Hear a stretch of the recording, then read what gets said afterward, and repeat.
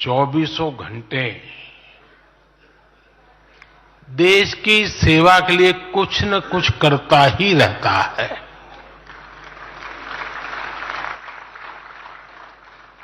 लेकिन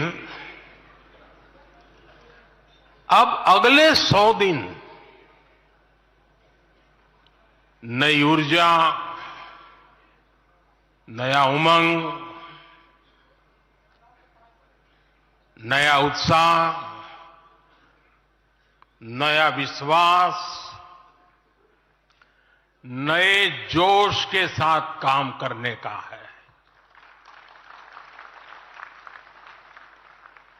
आज 18 फरवरी है और इस कालखंड में जो युवा 18 वर्ष के पड़ाव पर पहुंचे हैं, वो देश की 18वीं लोकसभा का चुनाव करने वाले हैं।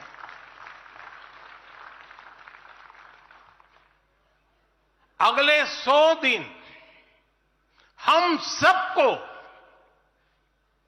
जुट जाना है, हर नए वोटर तक पहुंचना है, हर लाभार्थी तक पहुंचना है, हर वर्ग, हर समाज, हर पंथ, परंपरा, सब लोगों के पास पहुंचना है। हमें सबका विश्वास हासिल करना है।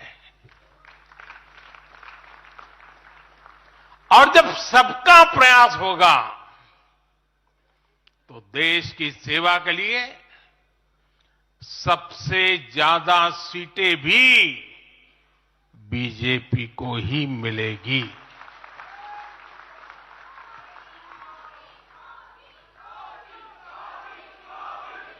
और आज कल मुझे पदाधिकारियों के साथ बैठने का अवसर मिला। कल दोपहर से आप सबके साथ बैठने का अवसर मिला। मैं नड्डा जी को और उनकी पूरी टीम को और आप सबको बधाई देता हूं। जब मैं पदाधिकारियों की बैठक में साल भर के काम का रिपोर्टिंग सुन रहा था, मैं सचमुच में इतना प्रभावित हुआ कि भाजपा के कार्यकर्ता सत्ता में रहने के बावजूद भी समाज के लिए इतना करते हैं, दिन रात दौड़ते हैं, संकटों के बीच भी करते हैं और सिर्फ भारत मां की जय के लिए करते हैं। ये 2 दिन भी जो चर्चा हुआ, विचार विमर्श हुआ है, देश के उज्जवल भविष्य के लिए हमारे संकल्प को दृढ़ करने वाली हर बातें हुई है। मैं इस भव्य आयोजन के लिए प्रेरक विषयों के लिए आप सबको भी, देश भर के कार्यकर्ताओं को भी नड्डा जी के माध्यम से सबका अभिनंदन करता हूं। साथियों, आज मैं समस्त देशवासियों की तरफ से संत शिरोमणि आचार्य श्री 108 पूज्य विद्यासागर जी महाराज को श्रद्धापूर्वक, आदरपूर्वक नमन करते हुए श्रद्धांजलि देता हूं। उनके संलेखन समाधिस्थ होने की सूचना मिलने के बाद उनके अनुयायी शोक में हैं, हम सभी शोक में हैं। और मेरे लिए तो यह एक व्यक्तिगत क्षति जैसा है। वर्षों तक मुझे व्यक्तिगत रूप से अनेक बार उनसे मिलने का, उनके दर्शन करने का, उनके मार्गदर्शन प्राप्त करने का अवसर मिला है। कुछ ही महीने पहले ऐसा ही मन कर गया था, मेरे प्रवास कार्यक्रम को बदल करके बहुत सुबह सुबह मैं उनके पास पहुंच गया था। तब पता नहीं था कि मैं दोबारा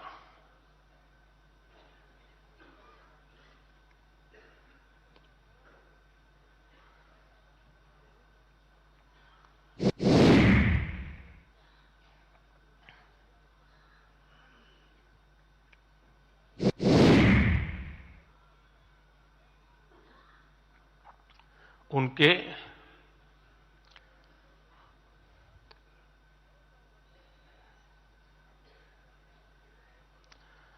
दर्शन नहीं कर पाऊंगा। ये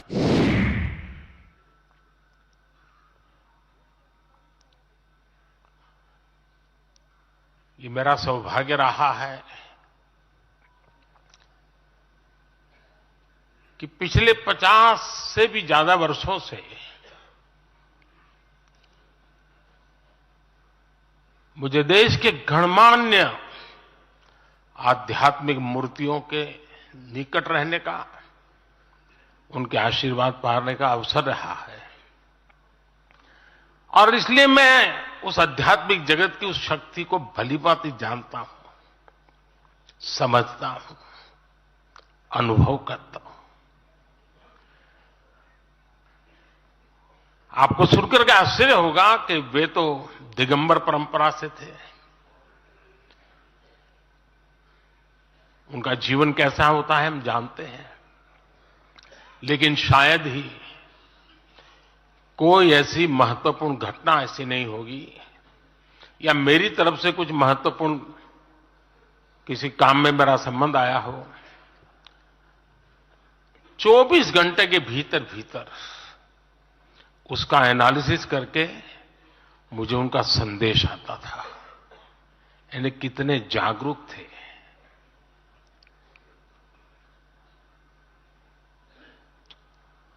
और अपनी विराट आध्यात्मिक यात्रा और उसके बाद भी वो हम सबको हमेशा प्रेरणा देते रहे हैं। जीवन भर उतनी सौम्यता के साथ उनका लोगों को मिलना, उन्होंने हमारे युवाओं को परंपराओं से जोड़ा, गरीबों तक शिक्षा और स्वास्थ्य की सुविधाएं पहुंचाई। उनका पूरा जीवन उस व्यक्ति के लिए प्रेरणा जैसा है जिसने गरीबों और वंचितों के लिए काम करने का संकल्प लिया है। आज जब भारत प्रगति के पथ पर आगे बढ़ रहा है, मुझे विश्वास है कि उनके सिद्धांत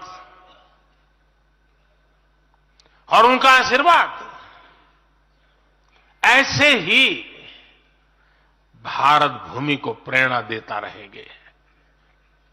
साथियों, पिछले 10 वर्षों में भारत ने जो गति हासिल की है, बड़े लक्ष्यों को प्राप्त करने का जो हौसला पाया है, यह अभूतपूर्व है साथियों। और इसलिए नहीं कि मैं कह रहा हूं, दुनिया गाजे बाजे के साथ बोल रही है। भारत ने आज हर क्षेत्र में जो ऊंचाई हासिल की है, उसने हर देशवासी को एक बड़े संकल्प के साथ जोड़ दिया है। और ये संकल्प है विकसित भारत का। अब देश न छोटे सपने देख सकता है और देश न अब छोटे संकल्प ले सकता है। सपने भी विराट होंगे, संकल्प भी विराट होंगे। और ये हमारा सपना भी है, हम सबका संकल्प भी है कि हमें भारत को विकसित बनाना है और इसमें अगले 5 वर्षों की बहुत बड़ी भूमिका होने जा रही है।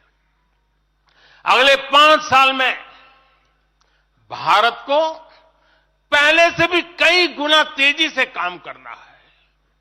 अगले 5 साल में हमें विकसित भारत की तरफ एक लंबी छलांग लगानी है। लेकिन भाई और बहनों, सारे लक्ष्यों की प्राप्ति के लिए पहली शर्त है सरकार में भाजपा की जोरदार वापसी।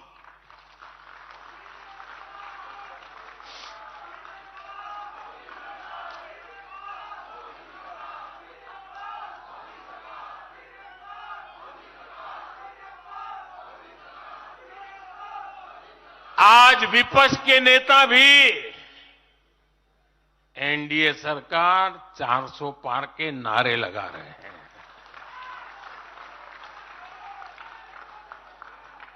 और एनडीए को 400 पार कराने के लिए भाजपा को 370 का माइलस्टोन पार करना ही होगा।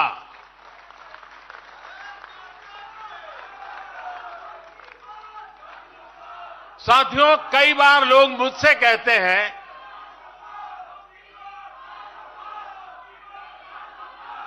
मुझे कहते रहते कि अरे मोदी जी, आपने इतना तो सब कुछ क्या कर लिया, जो बड़े बड़े संकल्प आपने लिए वो तो पूरे कर लिए, अब क्यों इतनी भागदौड़ करनी। साथियों, पूरा देश मानता है 10 साल का बेदाग कार्यकाल और 25 करोड़ लोगों को गरीबी से बाहर निकालना ये सामान्य उपलब्धि नहीं है। पूरा देश मानता है हमने देश को महाघोटालों और आतंकी हमलों के खौफ से मुक्ति दिलाई है।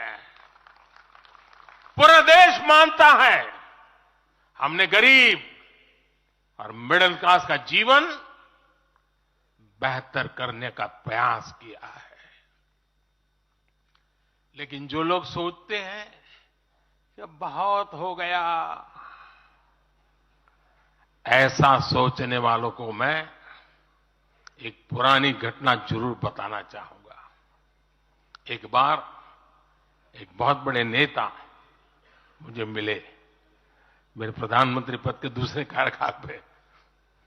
बोले, मोदी जी, प्रधानमंत्री बनना बहुत बड़ी बात है, आप बन गए। आपने इतने दशकों के संगठन का भी काम कर लिया, मुख्यमंत्री के रूप में भी इतना लंबा समय रह चुके, प्रधानमंत्री में भी दोबारा आ गए, अब इतना काम पा लिया है, अब तो थोड़ा बैठो, आराम करो, बहुत कर लिया। ये उन्होंने मुझे कहा था। उनकी वो भावना राजनीति के पुराने अनुभवों से थी। लेकिन साथियों, हम राजनीति के लिए नहीं, राष्ट्र नीति के लिए निकले हैं। हम तो छत्रपति शिवाजी महाराज को मानने वाले लोग हैं। जब छत्रपति शिवाजी महाराज का राज्याभिषेक हुआ तो उन्होंने ये नहीं किया कि अब तो छत्रपति बन गए, सत्ता मिल गई तो चलो उसका आनंद लो। उन्होंने अपना मिशन जारी रखा। ऐसे ही उनसे प्रेरणा लेकर के मैं अपने सुख वैभव के लिए जीने वाला व्यक्ति नहीं हूं। मैं बीजेपी सरकार का तीसरा टर्म सत्ता भोग के लिए नहीं मांग रहा हूं। मैं राष्ट्र का संकल्प लेकर निकला हुआ व्यक्ति हूं। अगर मैं अपने घर की ही चिंता करता तो आज करोड़ों गरीबों के घर नहीं बना पाता।